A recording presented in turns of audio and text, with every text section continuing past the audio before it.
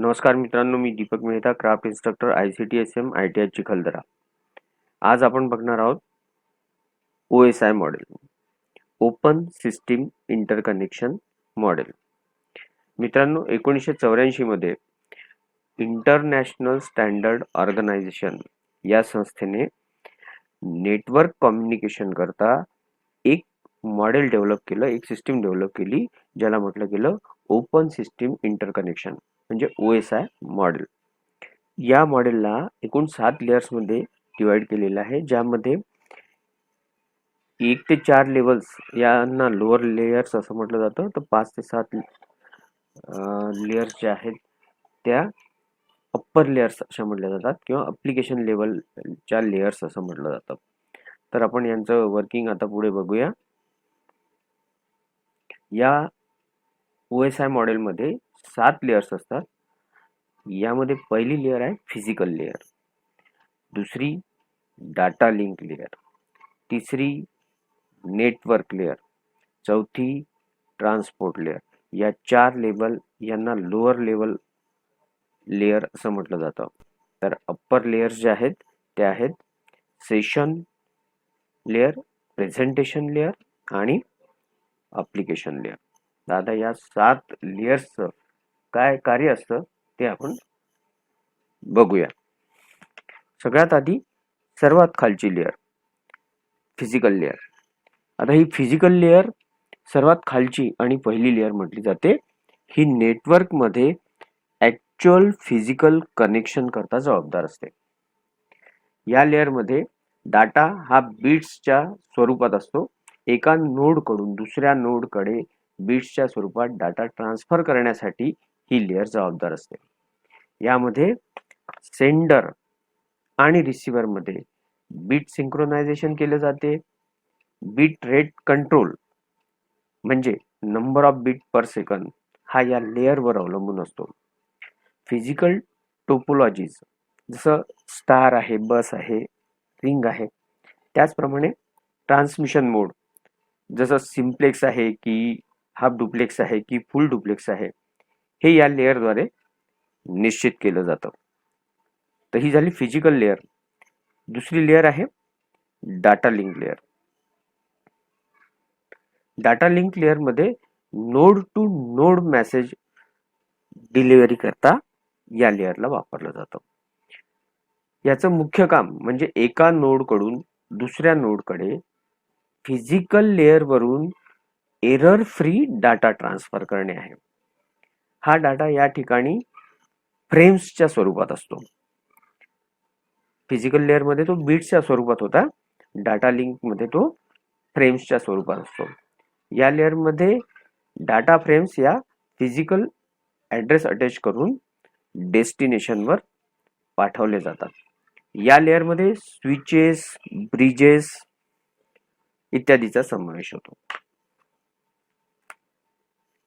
तिसरी लेयर आहे network layer.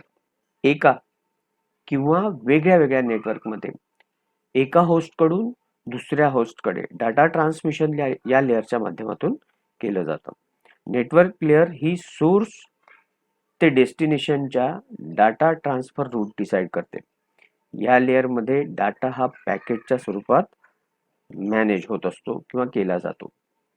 थोडक्यात राउटिंग आणि लॉजिकल ऍड्रेसिंग करता ही लेयर जबाबदार असते. या लेयर मध्ये राउटर सारखे डिव्हाइसेस काम करतात. नंतर चौथी लेयर आहे transport layer. Transport layer application लेयरला सर्व्हिस प्रदान करत असते. ॲप्लिकेशन लेयर ही अप्पर लेयर आहे, पण याला सर्व्हिस प्रदान करण्याचं काम ही ट्रान्सपोर्ट लेयरद्वारे केलं जातं. ट्रान्सपोर्ट लेयर मधील डाटा हा सेगमेंटच्या स्वरूपात असतो. इथे डाटा हा सेगमेंटच्या स्वरूपात असतो. इथे फ्रेम्स डाटा लिंक मध्ये फ्रेम्सच्या स्वरूपात असतो. नेटवर्क मध्ये तो पॅकेटच्या स्वरूपात असतो. तर ट्रान्सपोर्ट मध्ये हा सेगमेंट्सच्या स्वरूपात असतो. संपूर्ण मेसेजच्या एंड टू एंड डिलिव्हरीसाठी ही लेयर जबाबदार असते. या लेयर मध्ये सेशन लेयर कडून मेसेज घेऊन त्याचे लहान लहान पार्ट्स केले जातात, ज्याला सेगमेंट असं म्हटलं जाते.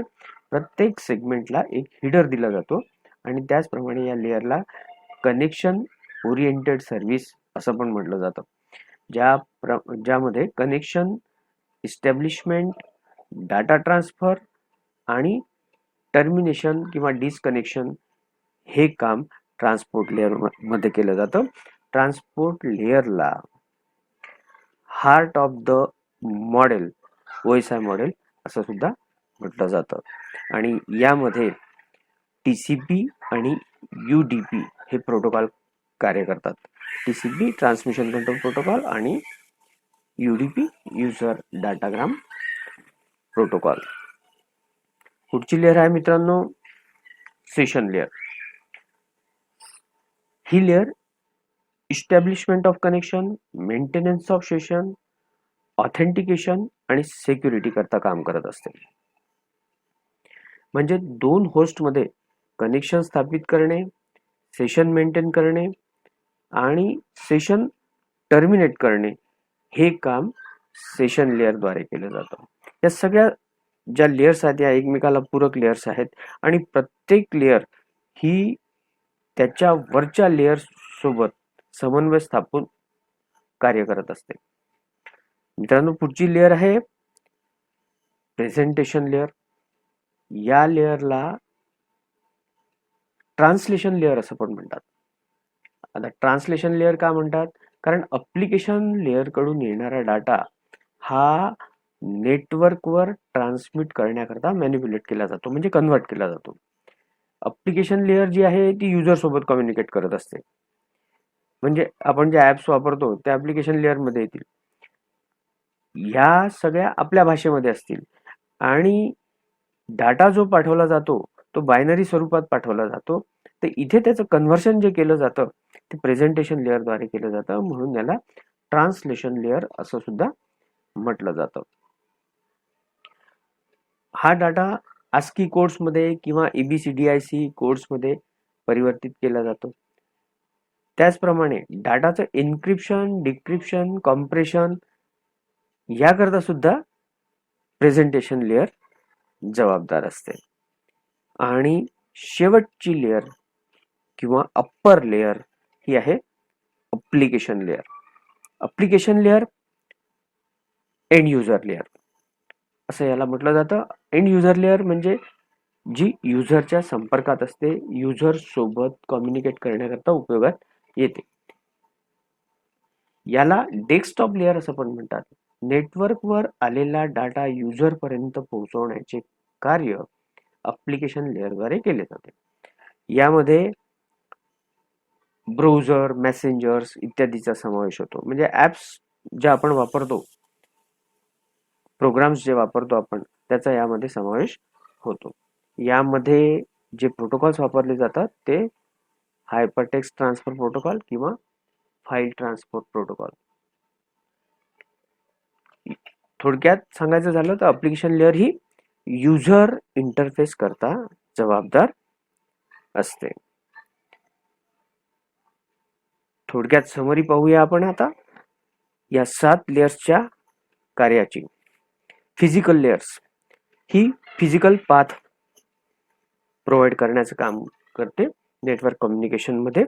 तर डाटा लिंक लेयर ही एरर फ्री डाटा ट्रान्सफर करण्याचं काम करते. नेटवर्क लेयर या डाटाला पॅकेट्स मध्ये डिवाइड करण्याचं काम करते आणि सोर्स टू डेस्टिनेशन पर्यंत पाथ विकसित करते. ट्रान्सपोर्ट लेयर चं हे काम आहे की एका ठिकाणून दुसऱ्या ठिकाणी मेसेजची डिलिव्हरी पूर्णपणे झाली पाहिजे. थोडक्यात ट्रान्सपोर्ट लेयरचंच हे काम आहे की मेसेज एका ठिकाणीहून दुसऱ्या ठिकाणी सुरक्षितपणे पोहोचला पाहिजे. याला हार्ट ऑफ द मॉडेल असं सुद्धा म्हटलं जातं. सेशन लेयरचं काम अर्थातच जे कम्युनिकेशनचं सेशन आहे ते मॅनेज करण्याचं आहे. सेशन चालू करणे किंवा टर्मिनेट करणे हे दोन्ही कामं सेशन लेअरद्वारे केले जातात. तर प्रेझेंटेशन लेअरचं काम आहे ऍप्लिकेशन किंवा युजर कडून आलेला डाटा ट्रान्सलेट करण्याचं, त्याचप्रमाणे त्याला एन्क्रिप्शन करण्याचं किंवा कॉम्प्रेशन करण्याचं. आणि ॲप्लिकेशन लेयर ही युजर इंटरफेस प्रोव्हाइड करते, ज्याच्या माध्यमातून युजरला आलेला डाटा हा प्राप्त होतो किंवा समजावून सांगितला जातो. तर मित्रांनो, ही आहे OSI रेफरन्स मॉडेल. आता हे OSI रेफरन्स का बरं? रेफरन्स मॉडेल यासाठी कारण 1984 मध्ये हे मॉडेल अस्तित्वात आलं होतं, परंतु या मॉडेलच्या आधी TCP/IP सूट हा विकसित झालेला होता, वापरात आलेला होता. त्यामुळे या मॉडेलचा उपयोग फक्त रेफरन्ससाठी केला जातो, कम्युनिकेशन समजून घेण्यासाठी केला जातो, नेटवर्क कम्युनिकेशन समजून घेण्यासाठी केला जातो. त्यामुळे याचा उपयोग आता केला जात नाही. तर मित्रांनो, पुढच्या भागात आपण बघू TCP/IP सूट. धन्यवाद.